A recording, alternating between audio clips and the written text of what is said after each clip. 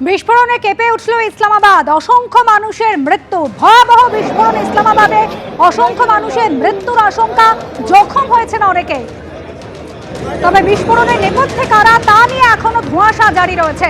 ইতিমধ্যেই পাকিস্তানের রাজধানী জুড়ে এমার্জেন্সি জারি করা হয়েছে, জরুরি অবস্থা জারি করা হয়েছে পাকিস্তানের রাজধানী জুড়ে।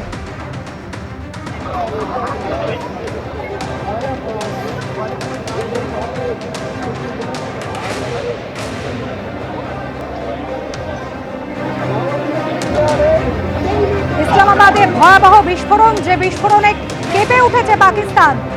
অসংখ্য মানুষের মৃত্যুর আশঙ্কা, একাধিক মানুষ তারা এই বিস্ফোরণের জেরে জখম হয়েছেন, হাসপাতালে চিকিৎসাধীন।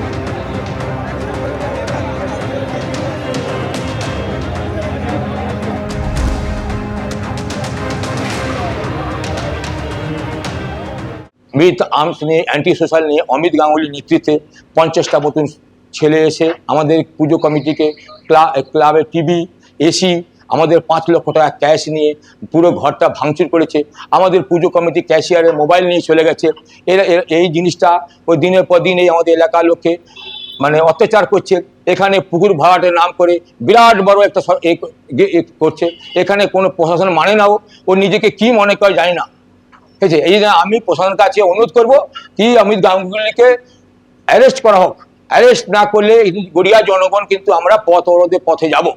আমরা এই বিশাল আন্দোলন করবো, এটা নিয়ে কিন্তু আমরা এক পা পিছবো না। অমিত গাঙ্গুলি বলে গেছে আমাদের পুজোর আমাদের ওয়ার্কিং প্রেসিডেন্ট, আমাদের ভাইস প্রেসিডেন্ট সবাইকে বলেছে মার্ডার করে দেবো। ওর লোকগুলো এসে আমাদেরকে মারধর করেছে, আমার বুকে স্টেন বসানো আছে, আমাকে মেরেছে। অন্ততপক্ষে 50 জন যুবক তারা ঢুকে পড়ে এই পুজো কমিটির অফিসে এবং রীতিমতো তাণ্ডব চালায়। ক্লাব অফিসের মেঝের টালি এভাবেই ভেঙে দেওয়া হয়েছে, চুরমার করে দেওয়া হয়েছে। ফ্যান দেওয়াল থেকে আছড়ে ভেঙে ফেলা হয়েছে, এমনকি টাকা আলমারি ভেঙে টাকা ছিনতাইয়ের অভিযোগ, মোবাইল ফোন পর্যন্ত ছিনতাই করা হয়েছে, এমনই অভিযোগ সামনে আসছে।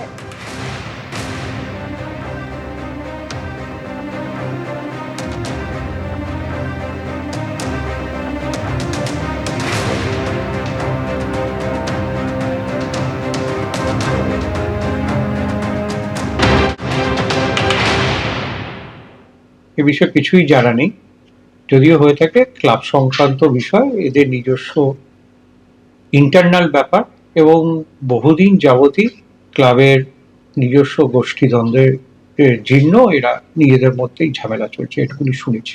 দেখুন, কোথাও যদি কোনো লিখিত অভিযোগ দায়ের হয়ে থাকে তাহলে সেটা থানায় যদি হয়ে থাকে, পুলিশ প্রশাসন আছে, তারা দেখছে, তারা যা ব্যবস্থা নেবে তদন্তের পর যেটা উঠে আসবে সেটাই ঠিক।